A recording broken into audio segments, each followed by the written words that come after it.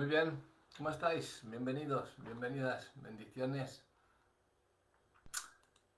Eh, bueno, como cada día, en cada momento, en cada mensaje, en cada predicación, en cada estudio, eh, siempre queremos dejar un buen sabor de boca, pero aunque nos suenen duras las palabras o nos suenen, pero es la palabra de Dios y no hay otra cosa. Todo, si estás yendo a una congregación en la que te están dando a comer las predicaciones que siempre te agradan, yo te aconsejaría que salieses de ahí. Porque no están buscando tu corazón, están buscando otra cosa. Pero eh, creo que la palabra se debe de hablar siempre tal y como Dios nos la dejó. Yo siempre digo que cotejéis todo cuando yo predico, que cotejéis siempre como hacían los cristianos de Berea con Pablo, si os acordáis. Pues igual, cotejadlo con la palabra y conoceréis si estamos hablando a través de, o Dios está hablando a través de nosotros, de mí en este caso, o son falsos pastores los que os están hablando, si os están alimentando ese ego y ay, qué bonito es todo esto y qué tal y qué cual, y simplemente es para que no se le vaya la gente del templo, del local o para atraer más gente con espectáculos de estos bochornosos, como yo he visto en muchas iglesias, pero ¿por qué no hablan bien de la palabra de Dios? El Evangelio es muy fácil, no hay que... Yo leo cosas, veo, me quedo con ello, pero hay veces que dices, vas a decirlo algo y sientes como una especie de decir, déjalo que esto es cosa mía. Tú dedícate a predicar la palabra. No te dediques a... porque te está evadiendo de la verdad, de lo que Dios te ha llamado a hacer, ¿no? Y estás pensando, ay, es cómo estarán esta gente, es que mira, es que no están bien, hay que decirlos esto, hay que decirlos lo otro. Y el Señor te ha llamado ya a una cosa, pues haz eso. Déjalo que tú veas y todos los brillos que tú puedas ver por ahí, que hago falta ahí, Señor. Yo tengo que estar ahí porque hago falta. No te lo creas. Si Dios te ha dado un camino, adelante. Eh, yo estaba, bueno, cuando me he levantado esta madrugada, anoche ya me acosté un poquito con este tema y hablando con alguien, pues siempre te sube. Es bueno que tengas personas a tu lado, ¿no? Que te animen, te edifiquen, te comprendan, que te amen, por supuesto, y que oren por ti. Eh, y yo estaba pensando anoche y cuando llegué a... Estaba orando, terminé de orar y me quedé en la cama un ratito, pongo deportes en la televisión o algo antes de dormirme, me duermo con la televisión, me adormece y tal. No veo ni noticias ni nada porque la tengo para eso, abajo, la de abajo ni la pongo y la del dormitorio pues para dormirme. Y puse la televisión y estaba medio con los ojos medio cerrados. eh, me gusta mucho el deporte. Había una carrera de Fórmula 1 de motor que me encanta. Y así como una voz de fondo, todo eso se fue evaporando y empezó algo a decir, esas personas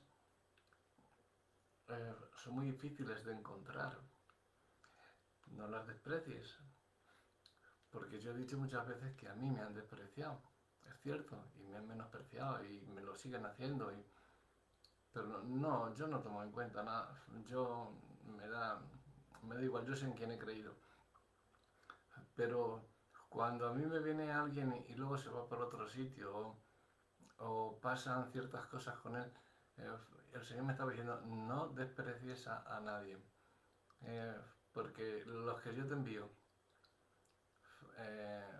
es como cuando te envío a ti a otro sitio también. Y esos para mí son héroes. No, wow, digo, ¿qué me estás diciendo, Señor? Héroes. Uf, sois héroes. Sois héroes de Dios. La verdad es que yo tengo mucho que agradecer por todos vosotros y como Cristo también tenía conocidos, tenía amigos y tenía íntimos, pues todos los tenemos, ¿no? Todos tenemos nuestros conocidos. En el caso de Jesús, pues eran todos le conocían todo el mundo, ¿no? La mayoría de la gente. Tenía sus amigos, que eran con los que les juntaba, sus discípulos, y tenía sus íntimos. Sabéis que Jesús siempre a cada cosa importante que iba se llevaba a Pedro, Santiago y Juan. Esos eran los íntimos de Jesús. Los demás amigos y luego los conocidos. ¿A quién no le pasa que tienen? Hasta hay padres, padres y madres. Cuando digo padres me refiero a padres y madres. Yo no uso lenguaje inclusivo como hay hoy en día. Hay padres hasta que prefieren a un hijo o aman más a una hija. A Isaac le pasó y a Rebeca. Podemos ver que Isaac amaba a Esaú, era atlético, fornido, un gran cazador, amante del aire libre. Sin en cambio, Jacob, pues le gustaba más estar en casa, cocinar y hacer cosas caseras, ¿no? Y era el amado de su madre, de Rebeca. O sea, quiero deciros que cada uno tenemos predilección por unas personas, ¿no? Sean de la familia, sean de otros círculos, pero todas sois héroes y heroínas, todas, todas, todas. Yo os digo una cosa, sois muy valientes. Los que seguís la palabra de Dios, sois muy valientes.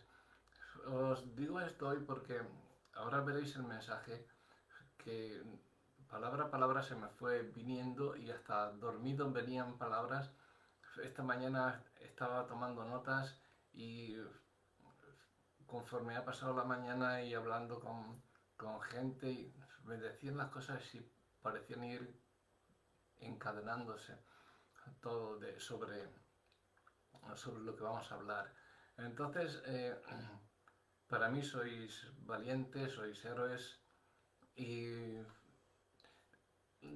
yo voy a decir una cosa que siempre he escuchado, ¿no? Sobre la valentía y la cobardía. Me dijeron cierta vez que entre los extremos de valentía y de cobardía está la sensatez y la sabiduría. Yo como que no lo hacía mucho caso, pero hoy me estoy dando cuenta que es verdad. No seas valiente porque no tengas miedo. O nunca tengas miedo. Yo no tengo miedo a nada. Yo, tío, adelante con lo que sea yo. No. Eres valiente porque a pesar del miedo que sientes, aún así te atreves a hacer lo que debes de hacer. Sigues hacia adelante y no te detienes, por más que te digan. La persona que tiene fe no es la que jamás duda. Aquí a todos nos han entrado dudas, incertidumbres, un parón o algo, ¿no? De decir, cuidado, no. Y sin embargo, tienes fe.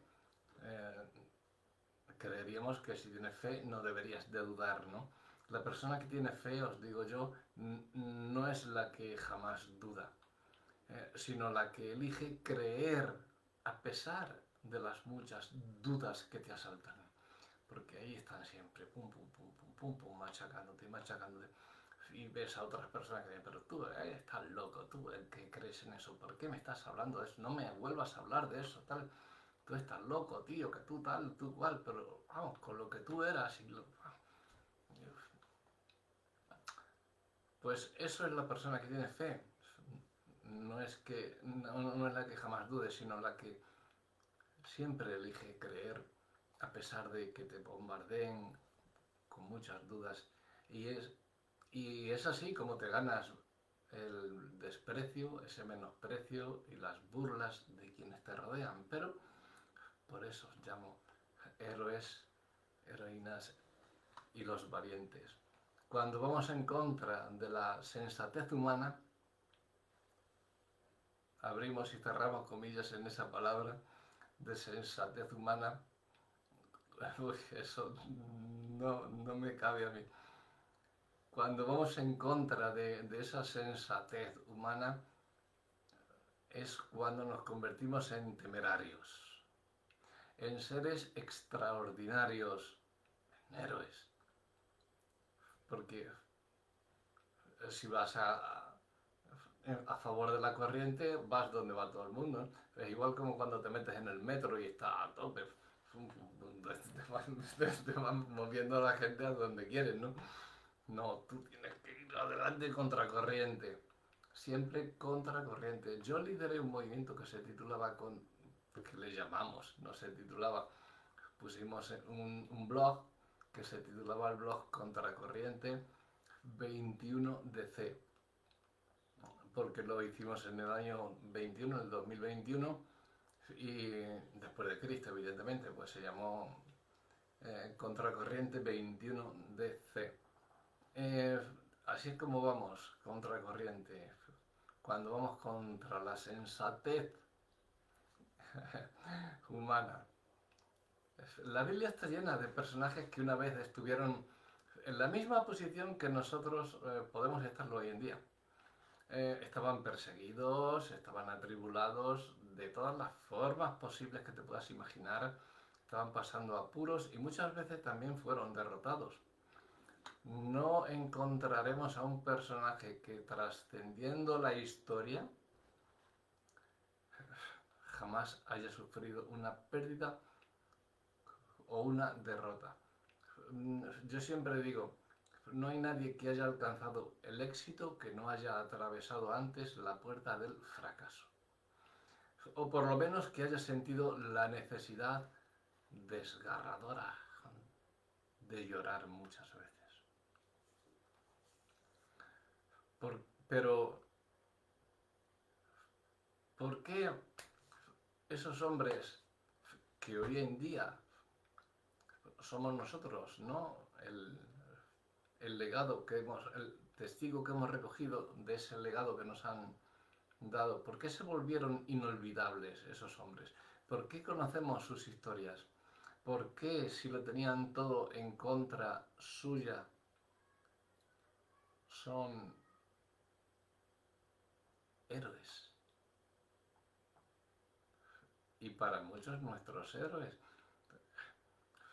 Yo leo de Josué y digo, wow, madre mía, qué Gedeón, un cobarde, David, un asesino y adúltero, Pablo, otro asesino perseguidor,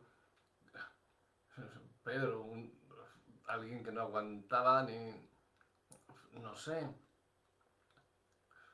hombres y mujeres que, Débora, que Barak estaba en un rincón cagadito de miedo porque estaban los filisteos con el ejército presto y él ahí en un rincón acurrucado.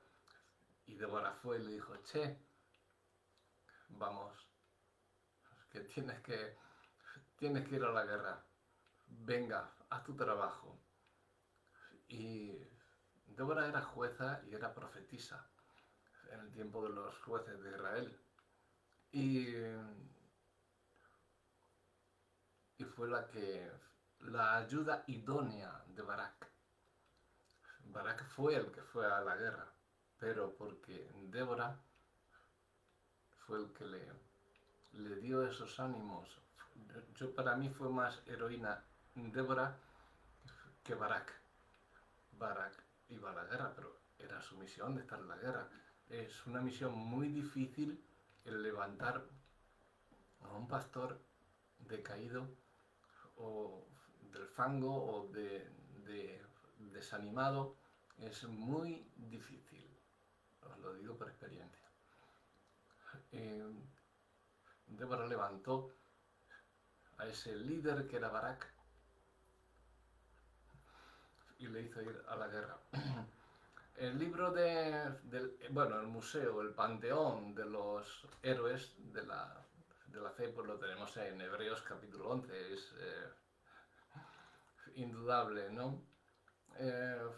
Ahí se nos relata, digamos que es el salón de la fama de todos los hombres y mujeres de fe que recoge el libro de historia del Antiguo Testamento.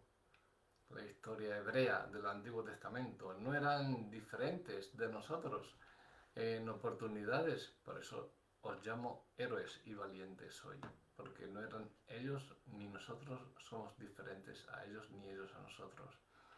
No eran diferentes tampoco tenían superpoderes o como Spiderman o Superman o yo que sé, eran hombres y mujeres como tú y como yo.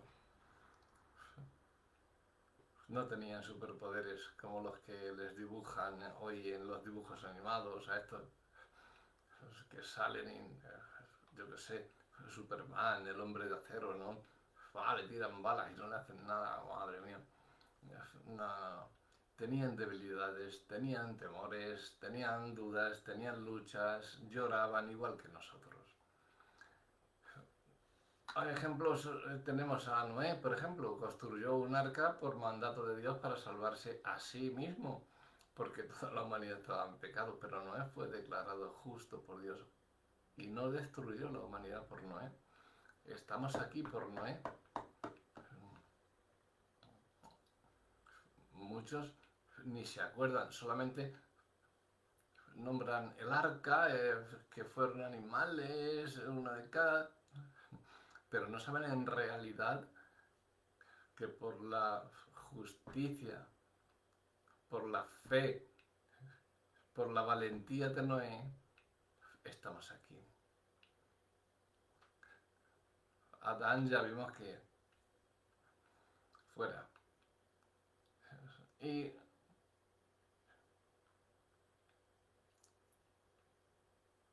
Noé comenzó, ¿tú te imaginas a alguien en pleno desierto, donde nunca había llovido, ver a alguien empezar a construir un barco?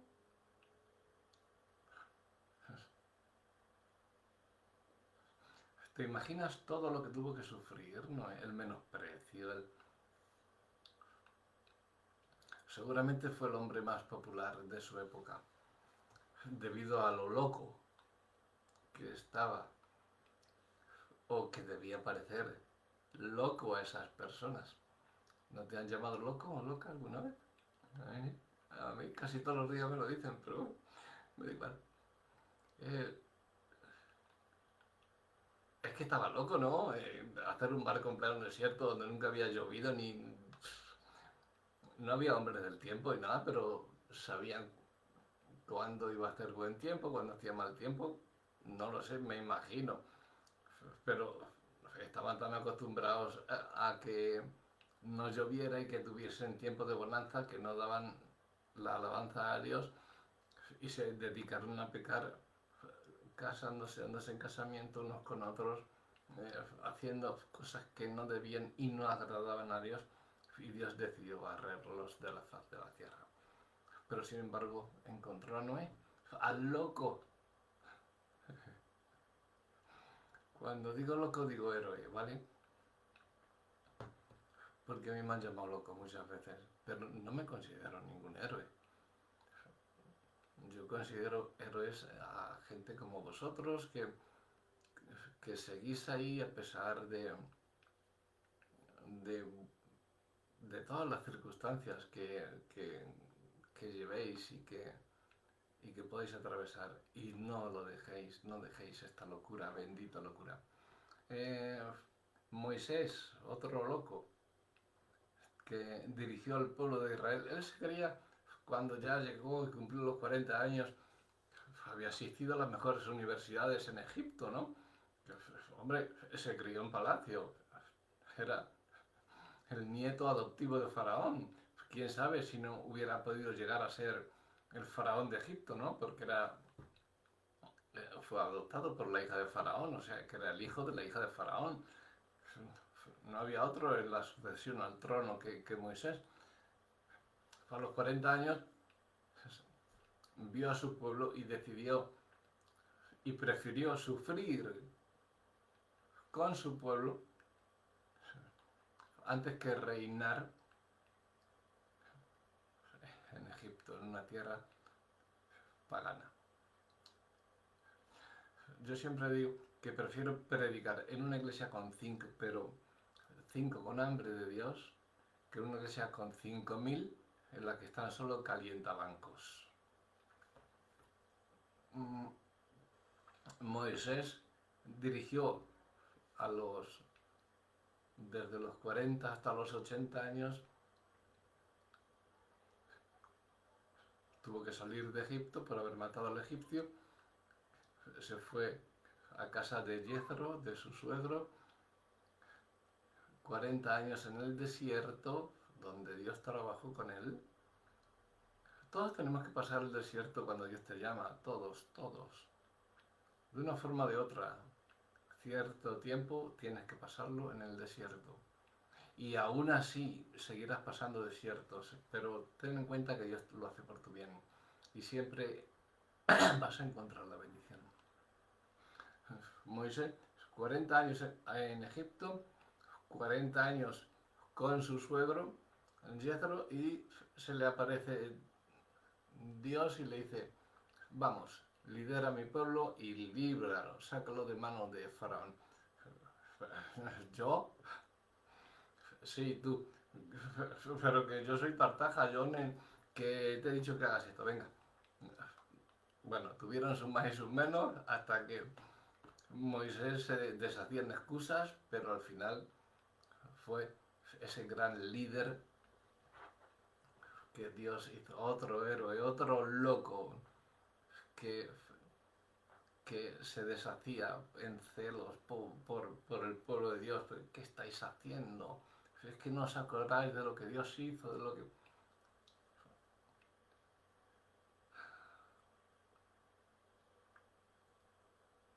Dios tuvo que inquirirle en 3 oportunidades seguidas para convencerle. Lo podéis ver en Éxodo 3 y Éxodo 4.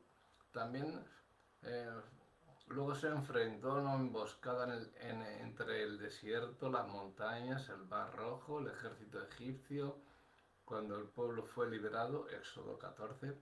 Y no pasó mucho tiempo antes de que el pueblo comenzase a murmurar, ya sabéis, que preferían los ajos, los puerros y las cebollas de Egipto antes que el manjar de los dioses, que era el maná que Dios los estaba dando. Pero Moisés se decía y decía al pueblo que no temiera, que estuviese firme. Dios le increpó por su clamor y le dio que diera marcha al pueblo y dividiera el mar con su vara. Finalmente el pueblo pasó en seco por el mar dividido y el ejército de Faraón pereció ahogado, como todos sabemos. Pero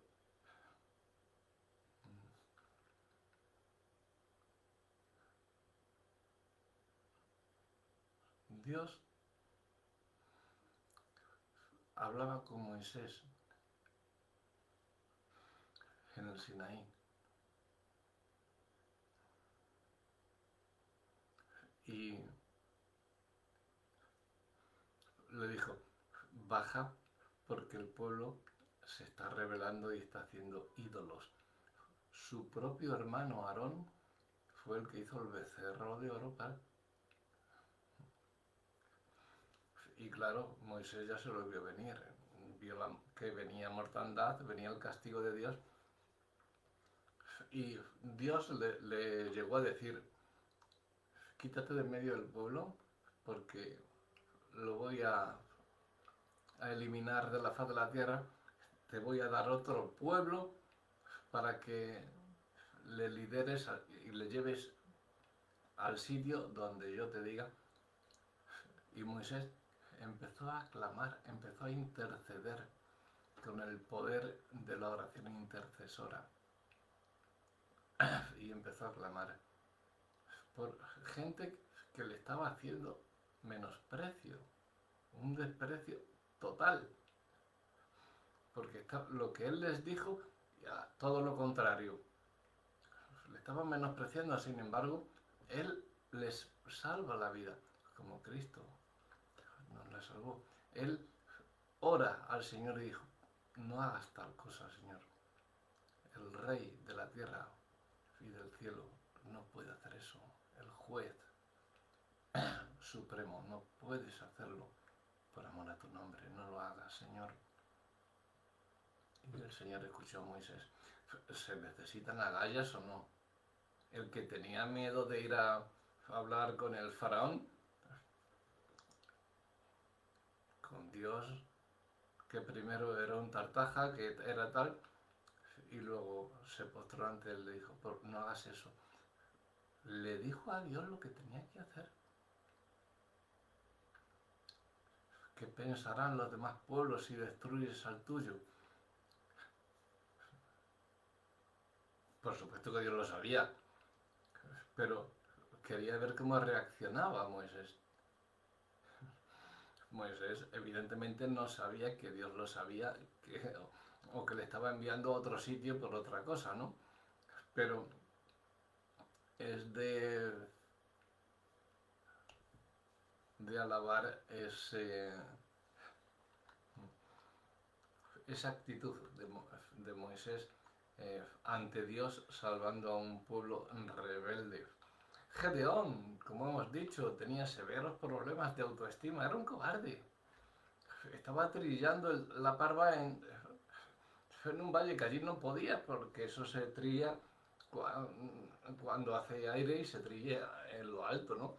Metes el bierno, lo lanzas al aire el trigo y el viento se lleva la paja y el grano cae al suelo. O sea, eso se llama trillar la parva aquí en España. Por supuesto que hoy hay máquinas que hacen todo eso. Pero antes, bueno, yo he visto a mis abuelos y de la edad de mis abuelos que todavía usaban el bierno, que le llaman. Era un palo de madera con dos pinchos de metal así para agarrar o tres, como un tridente, para agarrar todo lo que era el montón, en el montón de una pala, en el montón de grano, y tirarlo al aire, que acababas todo, porque se te metía todo entre el cuerpo y acababas lleno de picores, picando todo el cuerpo, te duchabas 15 veces, pero ahí te quedaba todo un picor tremendo.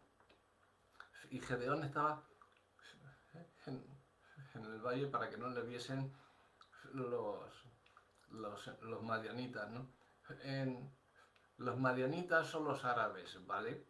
Madianitas, si vemos, eran los ismaelitas, los hijos de Ismael, los hijos de Abraham, pero el hijo de Abraham por parte de Agar, de la esclava, de la sierva.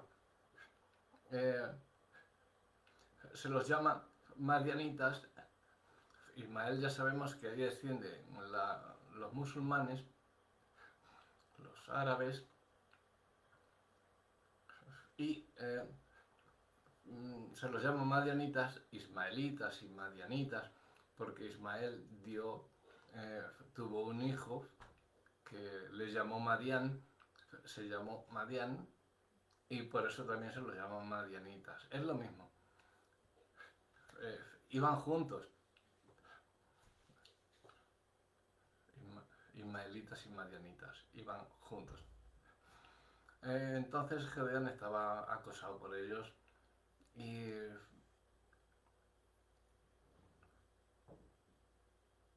pensaba que no podría hacer nada, y se le aparece Dios y dice, bienaventurado, varón esforzado y valiente. ¿Quién? ¿Yo? Pero no me ves lo que estoy haciendo. Soy el más pequeño de mis hermanos y mira dónde estoy y lo que estoy haciendo. ¿Yo? ¿Soy valiente? ¿Yo? y vas a hacer lo que yo te diga. Bueno, pero le pidió también las pruebas del vellón, de lana, y cuando dijo, en realidad tú eres Dios, voy a hacer lo que tú quieras, vamos.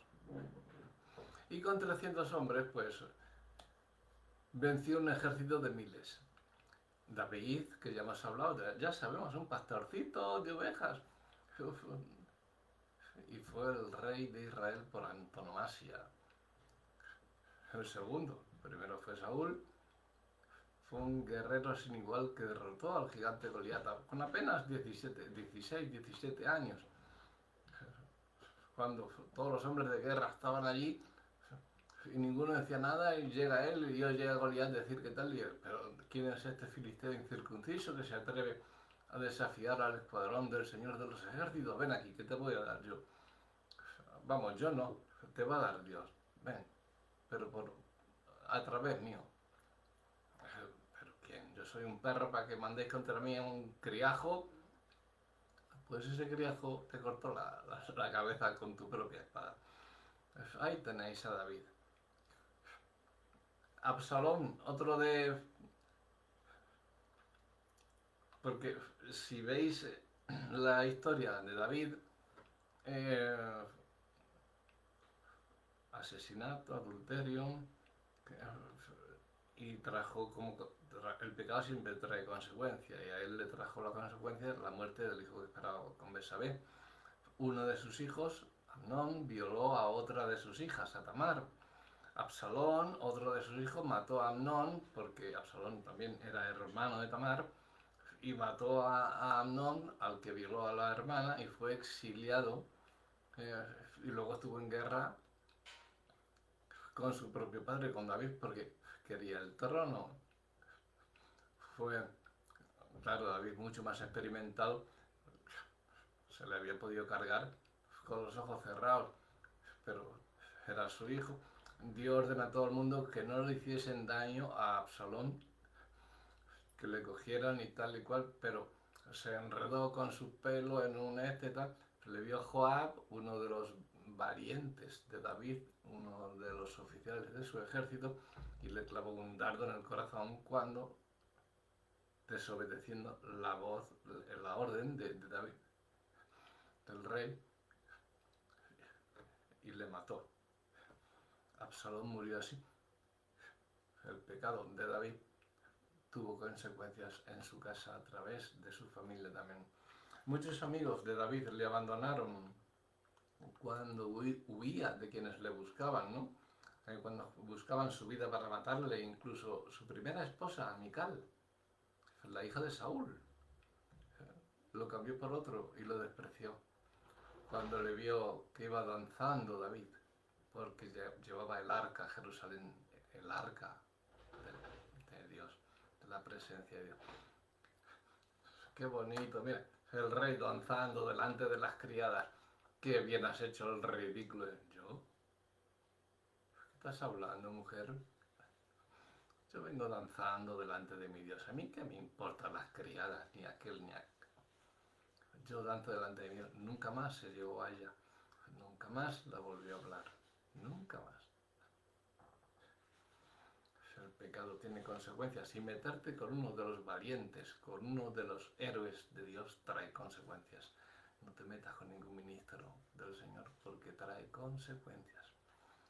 Si no es para ti, va a ser para personas afines a ti o hasta familiares tuyos que vas a tener,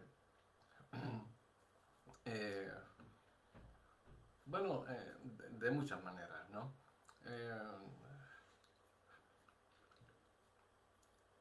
A pesar de todo eso, David no dejó de alabar a Dios ni de componerle cánticos. Fue llamado el dulce cantor de Israel, un guerrero que había matado a miles. Dios no le dejó construir su templo porque su mano estaba llena de sangre, se lo dijo. Pero hizo todos los preparativos y dejó todo preparado para que su hijo Salomón nada más que tuviese que ensamblar, nada más. Él se dedicó a traer oro, plata, hierro, madera, piedras, todo. Y se lo dejó a Salomón. Elías. ¿Cómo no hablar de Elías? el profeta de fuego. Oh, Señor, no era valiente Elías, era cobarde. Quiero morir, Señor. ¿Qué? Ja, come y bebe, qué largo camino te resta. Vamos, es eso de que quieres morir. Vamos, que tengo trabajo para ti. Venga.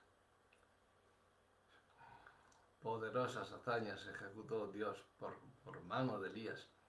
7 milagros en total relata el libro de Primera de Reyes entre los capítulos 17 al 22, que incluyen la sequía, los profetas, el desafío de los profetas de Baal, de Asera, de todo eso, la multiplicación de la harina y el aceite en casa de la viuda, su encuentro con Dios en el monte, allí en el monte Oreb. Sin embargo, cuando supo que Jezabel, la esposa del rey Acab, rey de Israel, quería matarlo, no se lo pensó dos veces en salir pitando, huyendo como un cobarde.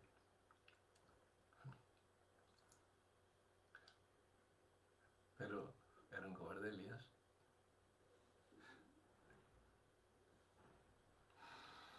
Os digo todo esto porque cuando os pasen cosas, si no os han pasado ya, os despreciáis vosotros mismos, decís, ¿por qué habré hecho esto? Pues no soy digno, no soy tal. No seáis autocomiserativos, eso es pecado. Mirad Elías, quiero morirme, deseo la muerte. ¿Por qué? Tú tienes que hacer algo para Dios. Así que venga, levántate, valiente, arriba. Jeremías, el que muchos llaman, que cada vez que lo dicen me enerva. Y se lo digo a muchos pastores, digo, no, delante de mí, si vuelves a llamar profeta llorón a Jeremías, te tiro un zapato, fíjate, desde. Ya me gustaría a mí ver a muchos en el lugar de Jeremías. Jeremías fue un valiente, pero con todas las de la ley. Fue un héroe con todas las de la ley.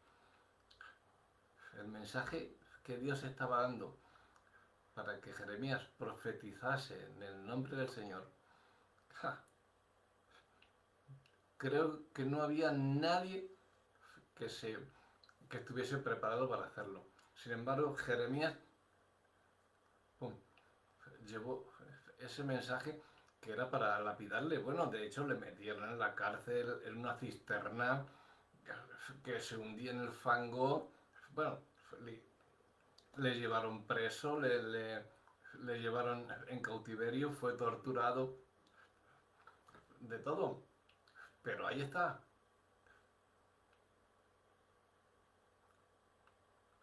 Jeremías, profeta llorón, lloraba por lo que lloraba Jesús, porque estaba viendo que el pueblo se estaba perdiendo.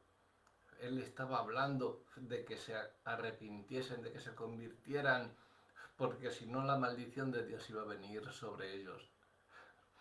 Arrepentir. Estaba viendo que sus hermanos, su pueblo no lo hacía. Eso le daba coraje, el celo que sentía por la palabra de Dios, de ver a sus hermanos que no lo hacían. Eso le daba coraje y lloraba, como Jesús lloró también. No delante de Lázaro, que muchos dicen que, no, Jesús lloró cuando Lázaro, porque dice, llorad con los que lloran, y vio a Marta llorando y a María llorando a lágrima viva, y él lloró con ellas. Él sabía que iba a resucitar a Lázaro en 2 minutos,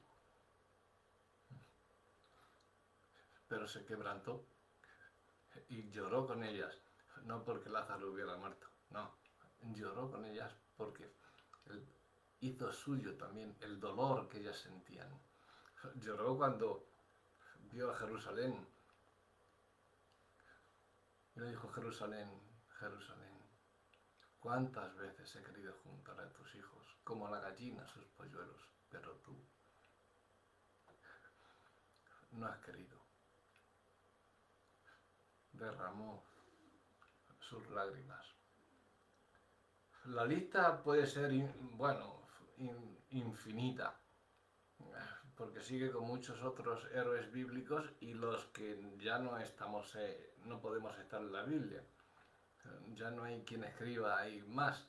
Ya es la palabra de Dios, que ya para muestra vale un botón, pero hay muchos valientes y hay muchas valientes todavía. Estos no fueron fuertes porque naciesen así, fueron fuertes porque se apoyaron en Dios. ¿En quién te estás apoyando tú? En Dios. Eres un valiente. No vencieron porque fueran invencibles, sino porque dejaron que Dios pelease por ellos. Romanos 8:28 dice: si Dios es por nosotros, ¿quién contra nosotros? Nota que dice por nosotros, no con nosotros. Son dos preposiciones pero con diferente connotación. Como si Dios fuese un espectador distante, no que esté con nosotros peleando, sino que está por nosotros dándonos esfuerzo para pelear nosotros.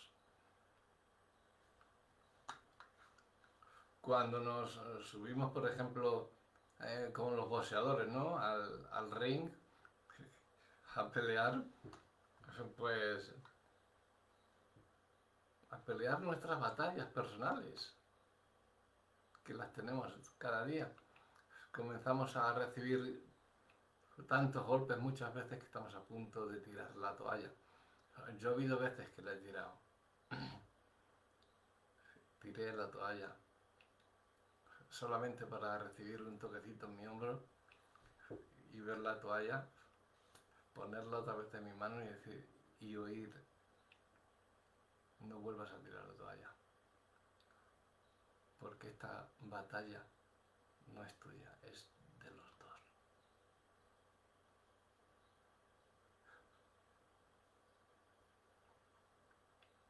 Deja de hacer.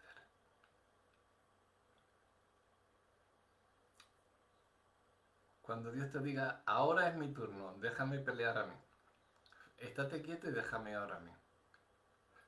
Pero cuando te diga: adelante, tira, con todo lo que sea. Pero cuando Él te diga: estate quieto, entonces estate quieto. Las luchas o el enemigo seguirán haciendo de las suyas en nosotros. Nos van a seguir menospreciando, despreciando, burlándose, insultando.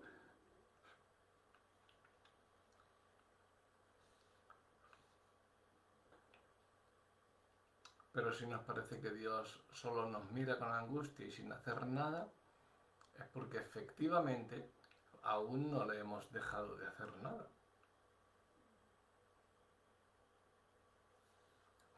Para hablar de superación y de tener el control, no se requiere ser una máquina de matar, una máquina insensible que jamás se equivoque, sino alguien honesto, leal, sincero, que admite que aun y cuando tienes defectos, puedes dar la batalla y vencer porque Dios es tu guía. Te recuerdo Filipenses 4:13. Cuando voy al gimnasio, puedo. Cuando como bien, puedo. Cuando no me duele la cabeza, puedo. O algunas veces sí, pero esto no puedo hacerlo. Aquello sí, pero esto otro no. Todo lo puedo en Cristo que me fortalece. Todo. ¿Te estás dando cuenta? Pues aplícalo en tu vida. Cuando en el Evangelio de Lucas, en el capítulo 2 y verso 17 dice: Los sanos no tienen necesidad de médicos, sino los enfermos. No he venido a llamar a justos, sino a pecadores. Nos deja ver la clara intención de Dios por acercarse a nosotros, a los que menos tenemos. ¿Para qué? Para avergonzar a los sabios, a esos que se creen. Y esos que te insultan van a ser avergonzados delante de ti. Dios no está llamando héroes a sus filas. No vayas al gimnasio y te pongas cachas para estar en el ejército de Dios. No busca entre los valles y montañas a esos personajes de leyendas mitológicos, históricos. Él busca gente como tú y como yo. Sencillitos. Que tenemos necesidad y que por lo tanto lo necesitamos a él. Así que deja, para ser un valiente, para ser ese héroe que eres, no finjas nunca. No finjas que lo puedes, que puedes todo, que eres de hierro y que nada te afecta, va. Estoy constipado, pero me duele un montón la cabeza, pero yo voy aquí porque yo todo lo puedo en Cristo que me fortalece. Dios te está diciendo, te está dando un dolor de cabeza para que te quedes en casa y te estés quieto, porque ahora es el tiempo que le toca a Él. Debemos saber distinguir los tiempos de Dios. Eso incluye mucha valentía. El saber que lo tienes a tu mano y que tú lo puedes hacer, porque dices, este tío, y me está insultando y menospreciando, pero si a este le agarro el pescuezo y le meto un estacazo y le salto los dientes. No, deja. Ahí es cuando te dice Dios, quítate, que ahora me toca a mí. Deja eso para Dios.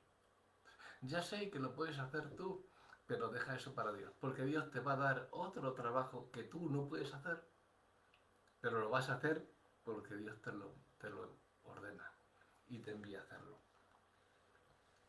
Los héroes de Dios no fueron máquinas letales que esquivaban balas o que volaban por el aire y, usando una capa. Fueron hombres y mujeres con debilidades que en el momento de la aflicción clamaron a Dios y esperaron en Él, como tú y como yo. Hombres y mujeres, solamente hay que clamar a Dios con nuestras debilidades, nuestras aflicciones, con nuestro todo, clamar con el corazón fuerte, con todas tus fuerzas a Dios. No sientas vergüenza de ser humano, no sientas vergüenza de ser frágil o vulnerable. Antes, di, como está escrito en el libro del profeta Joel, creo que es en el versículo 3, o sea, capítulo 3 y versículo 10, diga el débil, fuerte soy. Dilo, fuerte soy. Que Dios